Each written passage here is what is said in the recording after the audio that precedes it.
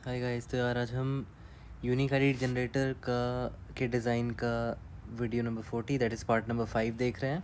ठीक है, और याद करो हम स्टेप 2 पर चल रहे थे, that is proposing high level design and get buy in. और हमने मल्टीपल ऑप्शंस देखे थे जिसके through we can create unique IDs in distributed systems.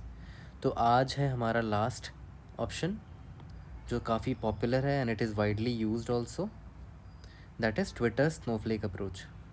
ठीक है, तो देखते हैं ये है क्या एक्चुअली। सबसे पहली चीज़ कि ये ट्विटर ने डेवलप किया था यूनिक आईडी जनरेट करने के लिए, और ऑब्वियस है उन्होंने जनरेट किया वो यूनिक आईडी जनरेट करते हैं to assign unique IDs to their posts, ठीक है, tweets etcetera. And Twitter snowflake approach is adopted by website known as Discord also, you might have heard about it. और ये actually Twitter snowflake approach जो है ये एक optimised concept है। जो यूयूआईडी हमने पढ़ा था ना, ठीक है, उसका एक ऑप्टिमाइज्ड कंसेप्ट है, उसका बेटर वर्जन है। पहला क्या है कि ये 64 बिट का होगा। ठीक है, याद करो यूयूआईडी 64 बिट का नहीं था, 128 बिट का था। तो उसी पे एक इम्प्रूवमेंट है ट्विटर स्नोफ्लेक अप्रोच कि ये 64 बिट का होगा और इसमें सिर्फ न्यूमेरिक होंगे वैल्यूज़, तो ये सॉर्टेबल भी है। ठीक है, मतलब सॉर्टेबल है इनकी जो भी आईडीज़ क्रिएट होंगे ना ट्विटर स्नोफ्लेक अप्रोच से। तो it is an improvement over UUID. ठीक है, तो देखते हैं आगे। तो देखो मैंने क्या बोला, 64 बिट का होता है ना। ट्विटर स्नोफ्लेक अप्रोच के थ्रू जो यूनिक आईडी जनरेट होती है वो 64 बिट का होता है। तो शुरू के 41 बिट जो है ना वो इपॉक टाइम स्टैम्प होते हैं। इसका मतलब क्या हुआ, इपॉक टाइम स्टैम्प मतलब एक पर्टिकुलर टाइम है पास्ट में कभी, वहाँ से लेकर अभी तक में जितना टाइम हुआ है उसको मिली सेकेंड्स में रिप्रेजेंट करोगे तो वो ये 41 बिट शो करता है। ठीक है, आप गूगल भी कर लोगे ना तो इपॉक टाइम स्टैम्प आपको मिल जाएगा। आप इपॉक सर्च करोगे तो आपको पता चल जाएगा कि epoch time stamp is a particular time in past, जिस पॉइंट से लेकर आज तक में करंट टाइम में कितने मिली सेकेंड्स हुए हैं। ठीक है, वो इस 41 बिट्स में हम शो करते हैं। ठीक है, और 10 बिट क्या है, ये वाला पार्ट, ये मशीन आईडी होती है। ठीक है, हमारे मतलब हम जो मशीन की आईडी है वो इस 10 बिट में हम शो करते हैं। तो ऑब्वियस है अगर 10 बिट है इसका मतलब 2 का पावर 10 दैट इज़ 1024 मशीन्स हम एकोमोडेट कर सकते हैं, है ना। अलग अलग वैल्यूज़ हो सकते हैं इसके, तो 1024 मशीन्स एकोमोडेट कर सकते हैं हम। ठीक है, उसके बाद है 12 बिट का सीक्वेंस नंबर। ये एक्चुअली हमारा काउंटर बिट है ना, काउंट करता है ये कि कितने आईडीज़ जनरेट हुए हैं। ठीक है, it is generated by local counter for every machine.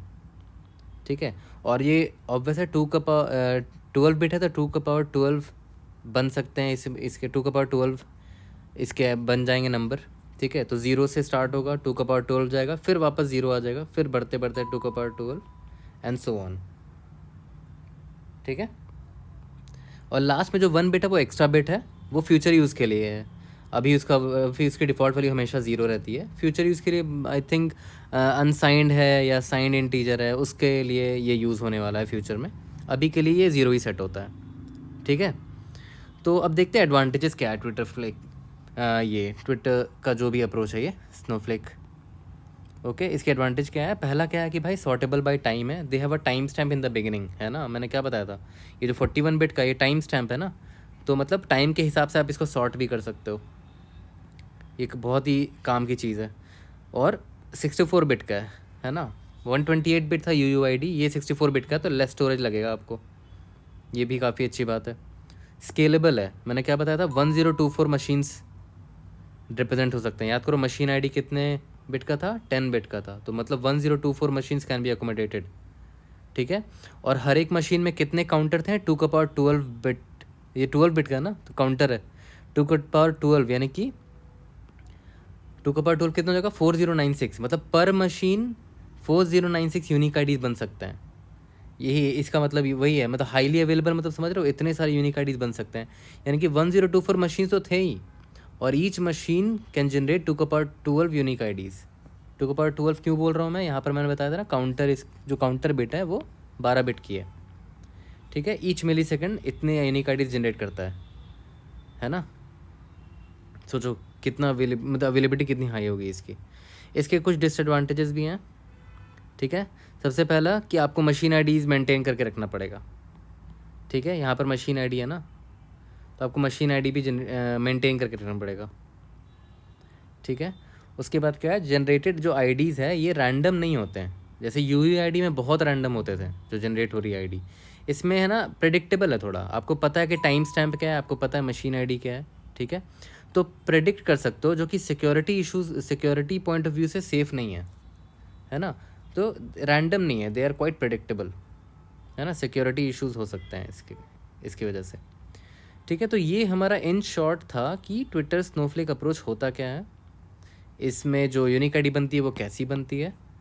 अब हमने ये चारों ऑप्शंस तो पढ़ लिए, ठीक है। अब हम स्टेप 3 में जाएंगे, ये स्टेप 2 अभी हम कर रहे थे। स्टेप 3 में याद करो क्या करते थे, डिज़ाइन का डीप डाइव जाते थे। तो डीप डाइव में हम ट्विटर स्नोफ्लेक को ही देखेंगे, क्योंकि यही पूछा जाता है मोस्टली, काफ़ी वाइडली यूज्ड भी है।